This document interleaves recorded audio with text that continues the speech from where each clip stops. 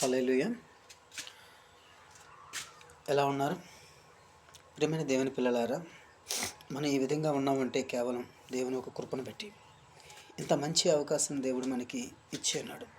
ఎంతోమంది ఇటువంటి తరుణాన్ని చూడలేని వారు, ఎంతోమంది కాలం చేసిన వారు ఉన్నారు. వాళ్ళకంటే మనం ఏమి కూడా గొప్పవారం కాదు. ఈ విధంగా ఉన్నామంటే కేవలం దేవుని కృపను బట్టి. ప్రియమైన ప్రియులారా, ఇటువంటి తరుణాన్ని ఇచ్చిన దేవునికి మనం ఏమిచ్చినా రుణం తీర్చలేం. అందుకు దేవుడు మన నుంచి ఆశించేది ఏంటంటే డబ్బు, ధనం కానీ, ఆస్తి, అంతస్తు కానీ ఇవేమి కూడా దేవుడు ఇవ్వమని కోరలే. మన హృదయాన్ని ఆయనకు ఇవ్వమని కోరుతున్నాడు. ఎందుకంటే ఆ హృదయంలో ఆయనకు చోటిస్తే చాలు. హృదయంలో ఎప్పుడైతే ఆయనకు మనం చోటిస్తామో ఆయన ఏం చేస్తున్నాడంటే మన హృదయ భారం అంతా కూడా తీసివేసి ఏం చేస్తున్నాడు, మన వేదన అంతా కూడా తీసివేసి పట్టచాలినంత సంతోషాన్ని మనకి ఇస్తానంటున్నాడు. ఎంతోమంది వారి హృదయంలో అనేకమైన బాధలతో, వేదనతో చింతిస్తూ, బాధపడుతూ, వేదన పడుతూ, కుంగిపోతూ ఉంటారు. ఇంకా నా పరిస్థితి ఇంతే కదా, నా జీవితం ఇంతే కదా, ఇంకెవరు నన్ను ఈ బాధ నుండి బయటికి విడిపించలేరు కదా అని చెప్పి వేదన పడుతూ ఉంటారు. ప్రేమైన దేవుని బిడ్డ, ఈ సమయంలో నువ్వు ఏ స్థితిలో ఉన్నా, ఎటువంటి భారం కలిగి ఉన్నా, ఎటువంటి ఇబ్బందుల్లో ఉన్నా, నీ భారం అంతా కూడా యెహోవా మీద మోపు.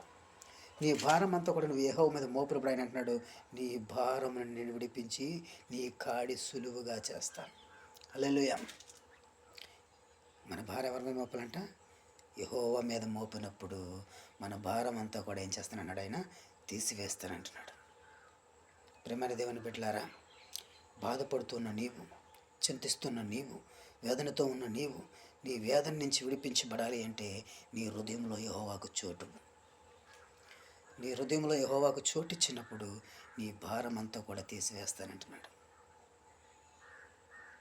నీ హృదయంలో ఆయనకు చోటిస్తావా? నీ వేదన నుంచి విడిపించబడతావా?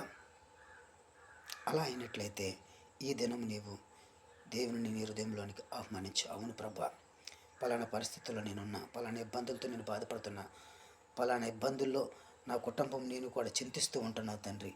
ఈ చింతలన్నీ కూడా నీ మీద మోపుతున్నాం. ఈ చింతల నుంచి, ఇబ్బందుల నుంచి, ఇరుకుల నుంచి మమ్మల్ని విడిపించు ప్రభువా ఈ 2026లో అని చెప్పి నువ్వు ఆశపడితే ఖచ్చితంగా దేవుడు నీకు ఆ నెమ్మదినివ్వడానికి ఆయన సిద్ధంగా ఉన్నాడు. ప్రయాసపడి భారం మోస్తున్న సమస్త జనులారా, నా వద్దకు రండి, మీకు విశ్రాంతిని కలగచేస్తానని చెప్పి ఆయన ఎంతో ప్రేమతో పిలుస్తున్నాడు. నీ ప్రయాస యావత్తు కూడా దేవుని కొరకైతే ఖచ్చితంగా దేవుడు నీ భారమునంతా కూడా తీసివేస్తాడు. హల్లెలూయా. నీ చింత యావత్తు కూడా తీసివేస్తాడు. దేవుడు కొద్ది మాటలు దీవించును గాక. ఆమేన్.